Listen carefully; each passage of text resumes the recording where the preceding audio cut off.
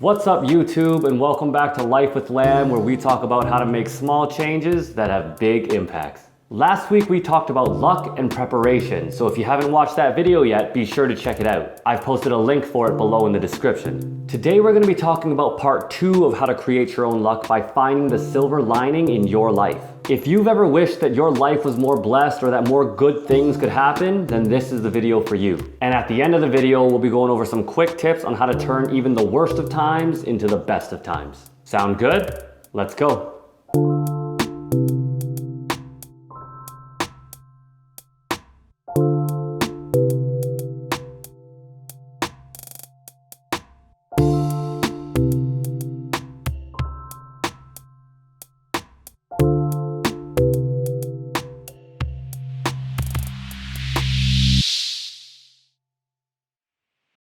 Storytime. The first ever Life with Lamb video was called How to Hack Your Mondays, and I was so excited to get it made. And as I was working on it, I had to learn on the go. Learning about lighting for filming and how to cut and edit video, learning about music production. It was all a little overwhelming, but I was super motivated, and like usual, I wanted to do my absolute best. So I filmed the video, I moved the files over to my laptop, and I start editing. So far, so good. The timing felt natural, and I was getting better at splicing video together. I started working on the background music with my girlfriend, and I think that turned out great. And one of the last things that I had to do was add in the text. I had this cute idea while I was filming that I would flash my hands when I said prophecy fulfilled, and then the text would pop up.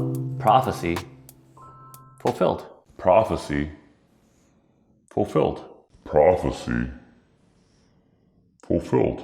Something was wrong. Despite the dozens and dozens of times I had watched that clip while I was editing, for the first time I noticed that I had flashed my hands in the wrong order. I was mortified. How did I not notice this when I was filming? And for a moment I started to panic. This was my first video ever, and I wanted to set a high standard for myself. It was important to me that people knew that I took this seriously and that I wanted to do a good job. So I frantically started thinking of solutions. Could I just flip that section of the video? Maybe I should just flip the whole video, but then my house looks backwards, and I don't know, I just felt like that would be weird. Maybe I could just reshoot that line or just reshoot the whole thing. I don't know, all of those solutions just seemed less than ideal.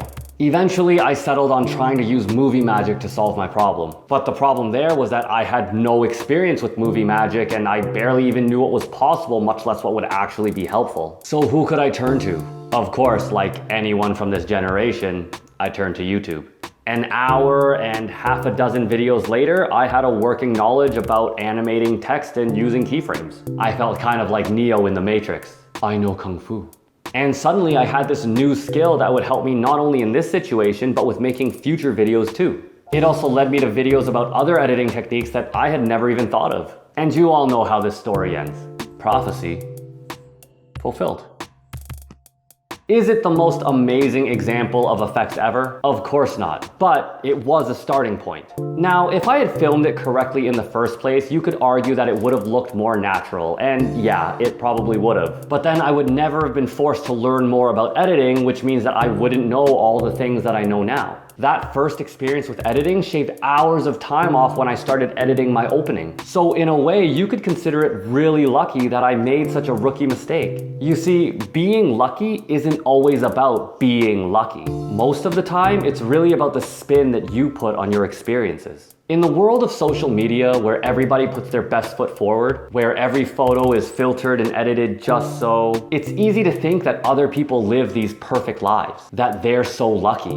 But that's only what we see. People typically don't take photos of themselves dealing with adversity. When people are having tough emotional days, they're usually not thinking about snapping a few photos for the gram. See, the people who live the best lives, the ones we could consider the luckiest, they're just the ones who can find the silver lining even in the worst situations. It's not that unfortunate things never happen to them, it's just that they know how to spin it. They can turn seemingly negative events into positive learning and growth opportunities. I mean, think about the best motivational speakers you've ever listened to. They're not motivating because they've lived easy, privileged lives. It's the complete opposite. They're motivating because they've overcome adversity. They've taken their hardships and made the best out of them. Lemonade out of lemons and all that. Their hardships are the exact thing that led them to where they are now. See, people like labels. Labels are important. They help us make quick decisions about things that are happening based on past experiences. So when something new happens to us, we want to label it as good or bad as quickly as possible. But the truth is that with the exception of a few extreme cases, events aren't really good or bad in and of themselves. What makes something a positive experience versus a negative experience is what comes out of it and how you decide to look at it. I'll give you another example. Say you've been dating someone for a really long time, and for one reason or another, one day you come home and it's over. You get dumped and the last however many years gets flushed down the drain. That sucks. Definitely a bad thing. But is it? I mean, yes, you can sit there and you can think about how big of a waste of time that relationship was. You can think about how this person did you wrong. You can be angry or sad or both, and there's nothing wrong with being any of those things. But how does it help you? See, the other option is that you could look at this breakup as an amazing opportunity to spend more time on yourself, to improve your life, and to be with someone who you actually want to be with. And before you start thinking, oh, but I want to be with that person, they're my one and only, I'm just gonna stop you right there. They are not your one and only. In a world of 7+ billion people, trust me, there are other options. I'm not really a meant to be kind of guy, and before you start worrying, yes, my girlfriend knows this, and yes, she supports it, but I digress. No matter how much you like that person, love that person even, they obviously don't love you. Do you really want to waste your time and your energy on somebody who doesn't value you the same way? Why not use that time and energy to find someone who actually appreciates you for the way that you are? That's the type of partner you should want to be with. Or better yet, use that time and energy to learn to appreciate yourself as an individual instead of needing validation from a partner or from a relationship. Whoa, that turned into relationship advice real quick. Not really what I was going for. Look, at the end of the day, the happiest people that I know are simply the people who are able to appreciate even the bad things in life. The ones who see the silver lining even when all everyone else sees is dark clouds. I mean, take this channel for example. I only started seriously thinking about YouTube after I got rejected as an anthem singer for a pro sports team. If I had gotten that job, then none of this would have happened. And while I would have loved singing the anthem in front of thousands of people, I'm also really glad that this opportunity came out of that rejection.